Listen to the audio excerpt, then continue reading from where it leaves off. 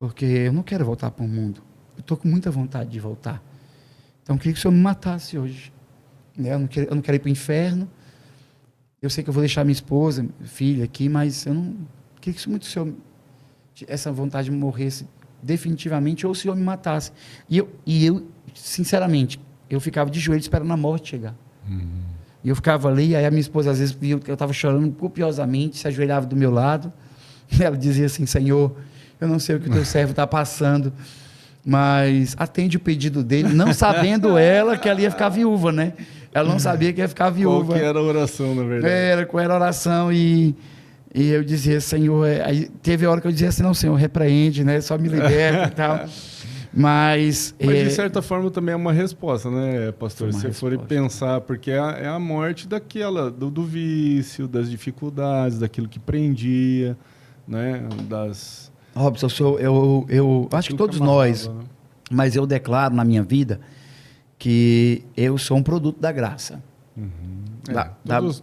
Todos nós. Só que eu tenho convicção do que me sustentou até hoje. Do que me levantou, do que me capacitou para fazer o que eu faço com a minha família. Foi a graça de Deus, né? A graça que me educou para a salvação, a graça que me libertou e a graça que me santifica. Não me dá liberdade para fazer o que eu quero, mas me santifica, né? Me capacita a viver em vitória, né? Então, não é uma graça barata, né? Como diz o Dietrich Bonhoeffer, né? Não é uma graça barata, é uma graça realmente que te constrange, que te faz viver uma vida separada. E eu fui muito intenso. Tem um versículo que Paulo diz assim: ó, aqueles membros que tu usaste para a imundície, agora usa para a santificação. Então, eu fui muito intenso no pecado, eu fui muito intenso na vida promíscua, eu fui muito intenso em tudo. Tudo eu era muito intenso. Meus amigos diziam assim: Rafael, de todo mundo aqui, alguns diziam, né? Todos, não todos.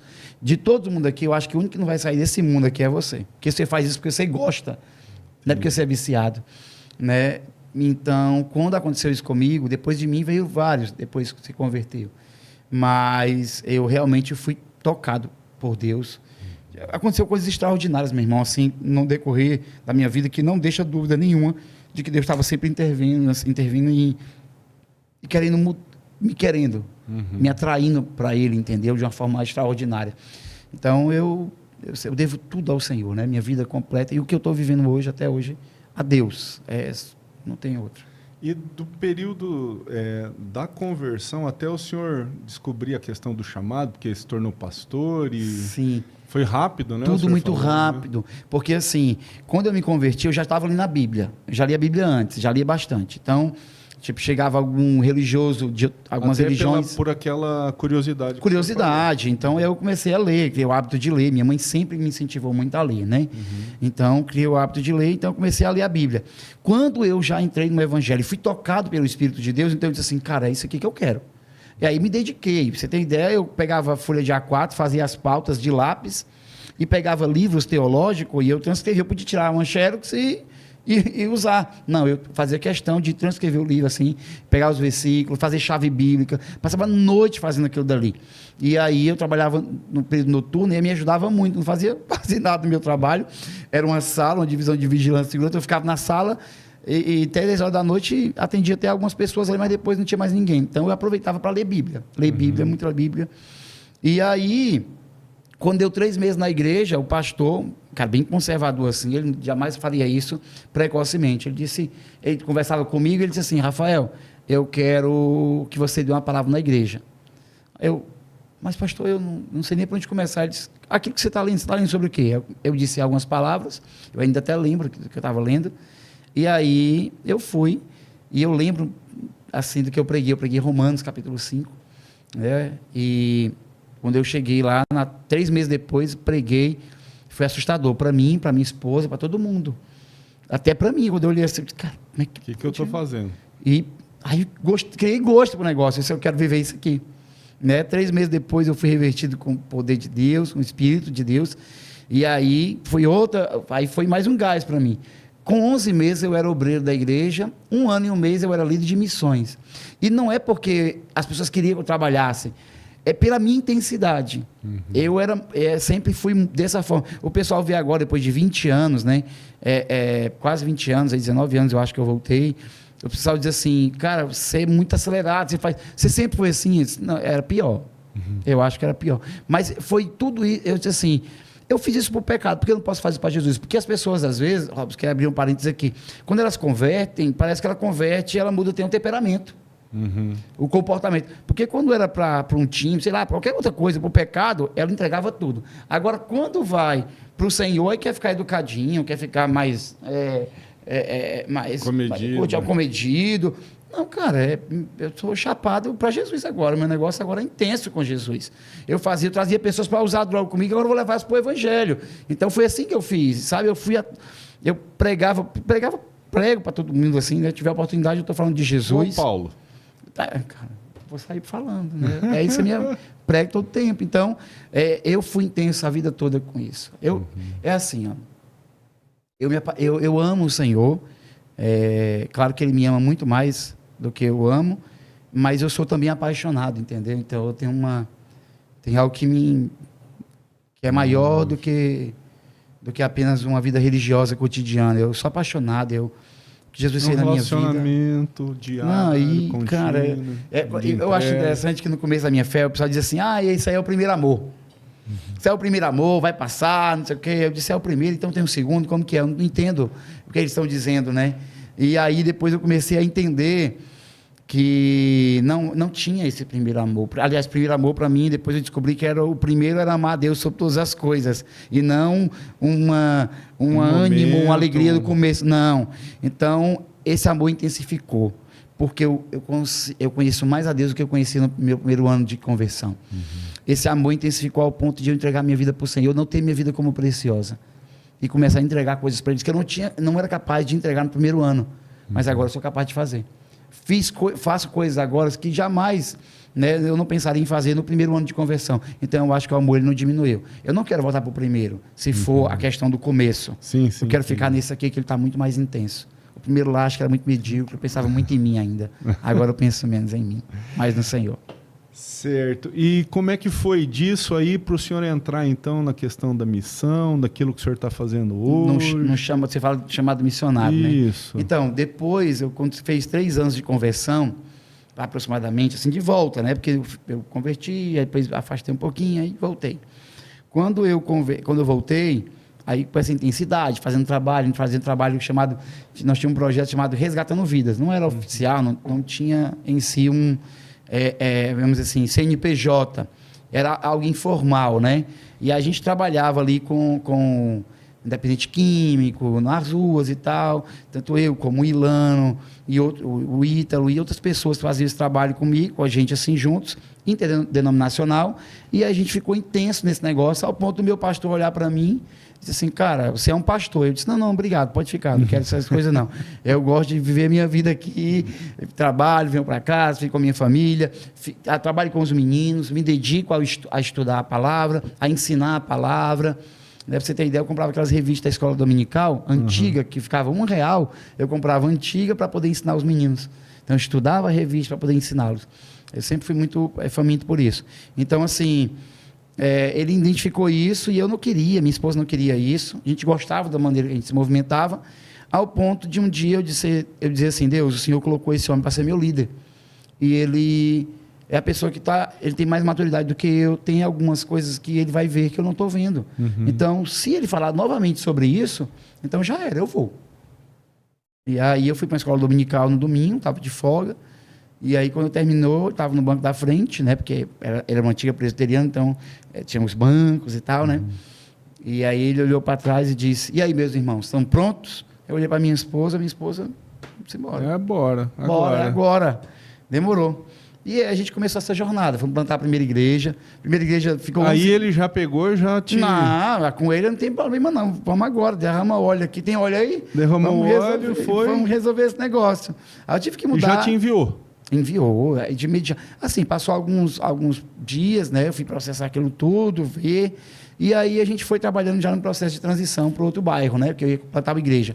Plantamos uma igreja, foi uma experiência muito frustrante, mas assim, uma escola de 11 meses. Eu ainda trabalhava e pastoreava, né? Aí chegou um tempo que a pessoa lá que eu trabalhava, né, ela chegou para mim e disse, olha, eu era gerente, né? Então não dá mais para você ficar aqui e na igreja, você vai ter que escolher por causa do horário. Aí eu disse, eu vou falar com Deus e com o Espírito Santo Júnior, né, com a minha esposa, e ela deu a resposta, né? E aí Deus falou para mim que eu podia começar essa jornada com ele, andar aí pela fé e tal, e trabalhar, ficar integral. Fechamos essa igreja por causa de condições financeiras e tal, e abrimos numa comunidade. Uma comunidade bem carente, bem perigosa, assim, lugares que foram invadidos. Outro bairro, o senhor diz, em outro bairro. Aí foi uma aventura, meu irmão. Porque eu vi coisas ali que eu não tinha visto ainda, né? Ali nós vivemos as maiores experiências. Eu estava todo dia lá, de 7 da manhã, às vezes até 11, e às vezes até 5 da tarde, todo dia dentro daquela favela, daquela comunidade. Era perto ali. De uma comunidade. A gente morava num bairro melhor. E aí a gente alugamos uma casa dentro da comunidade para ficar perto deles. Um povo apaixonante, tudo ex alguma coisa, né? Então, se a polícia batesse na porta da minha igreja lá, metade da igreja eu ia perder, né? Então, mas assim, foi o que aconteceu comigo, aconteceu com muitos deles. Hoje tem evangelistas, tem missionários, tem pastores. Eles entregaram a vida deles assim para o Senhor de uma forma incrível, extraordinária. Aconteceu muita coisa com a gente, né? Você me permite, eu queria contar uma história engraçada aí. Isso que eu ia perguntar para o senhor. Eu não queria mais abrir igreja, porque aí eu fazia o culto na rua e começava o tiroteio e colocava tudo para dentro das casas, aí depois voltava de novo. E eu fiquei, e o pessoal, não, pastor, a gente vai morrer aqui na rua e tal. Eu disse, cara, não vou alugar, porque eu já fechei a outra igreja, porque eu não tinha dinheiro. Então eu não vou fazer isso. Meus filhos tudo pequeno, meus filhos, sabe? Já tinha um Levi. O Levi, que é o último, né? Então, o Levi era bem recém-nascido, a gente ia no carrinho. Minha esposa, a gente era grávida, evangelizava de porta em porta, assim, sabe? Minha família sempre foi envolvida, né? Até hoje, né? Depois eu contar um pouquinho para vocês. Mas aí, a gente fazia tudo na rua e eles decidiram que a gente tinha que alugar um lugar. Tinha que ter um local. Um local. Eu disse, olha, se vocês quiserem aí... Aí uma vez... Se vocês quiserem. A gente aluga aí, mas vocês pagam, eu não vou pagar esse negócio, não. Não tô com vontade, não. E aí... Aconteceu. Uma vez mataram um jovem nesse bairro, né? E aí acontecia muito, com muita frequência, por causa de facção, essas coisas, né? É gangue, né? Não é nem facção, acho. E aí uma amiga minha disse, ei, Rafael, vai abrir a igreja ou não vai? Eu disse, não, eu tô orando. Ela disse, fica orando aí, enquanto você vai orando aí, o pessoal vai morrendo lá. Aí eu olhei para ela, eu fiquei assim. Eita. Aí eu disse, não vou cair nessa manipulação aí não, né? Mas aí eu não consegui dormir. Aí pegou. Não consegui mais dormir aquela noite, a Laiane, né? E aí, aquele dia, eu disse... eu vou ter que abrir a igreja. Aí, cheguei no outro dia, fazendo a propaganda contrária. Ó, pessoal, tem que pagar isso aqui, tem que pagar isso. Eu querendo desfazer o sonho dele. E eles assim para mim... Mas, vamos mandar isso é bobagem ver. Pra gente. Vamos mandar ver. Nós vamos vender alguma coisa, fazer alguma coisa. Disse, tá bom, então, vamos abrir. Irmão, foi, assim, explosivo, assim, o que aconteceu naquele bairro. De repente, a gente já estava com...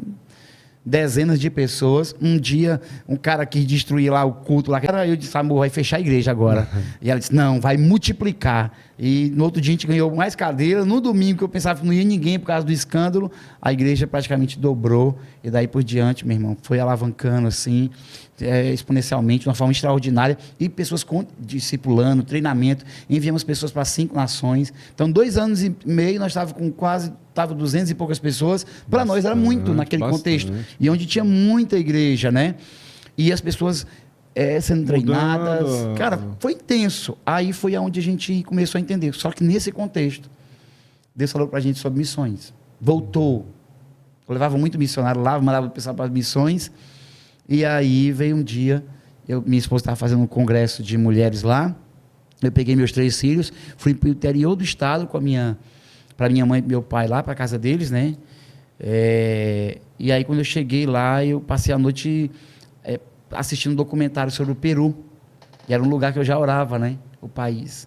Passei a noite chorando. E peguei o carro no outro dia de manhã, vamos voltar. Aí voltamos. Quando eu cheguei na igreja, quando eu coloquei meu pé no estacionamento, Deus disse, a partir de hoje, o seu tempo fechou aqui. Eu disse, Senhor, mas eu comecei agora que eu aluguei esse prédio, gastei...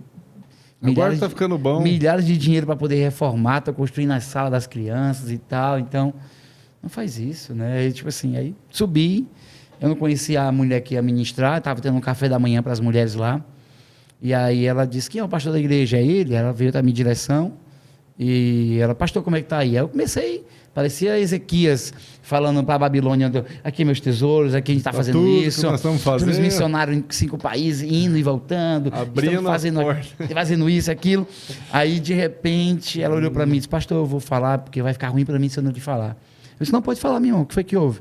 Ela disse, na hora que eu coloquei meu pé aqui, eu não lhe conhecia. Mas Deus falou para mim assim, diga para o pastor dessa igreja que o tempo dele aqui acabou. Né? Aí eu tremi, né, minha irmã? Aquele dia eu não consegui nem tomar café. Né? Aí eu disse, sério, minha irmã? Como assim? Deus falou com você só para mim poder entender, né? Porque foi a mesma coisa que Deus falou comigo. E aí eu disse, tá bom. Aí depois ela teve uma visão e falou sobre passaporte e tal. E daí, 2, 3 meses depois, quase 3 meses, eu acho, eu já estava dentro da Jocum, em Almirante Tamandaré, já fazendo escolas, os cursos, e fiz o curso o ano todo. Depois voltei na igreja, ajustei algumas coisas, deixei a igreja lá, pastoreando pela equipe, e voltei de novo para missões.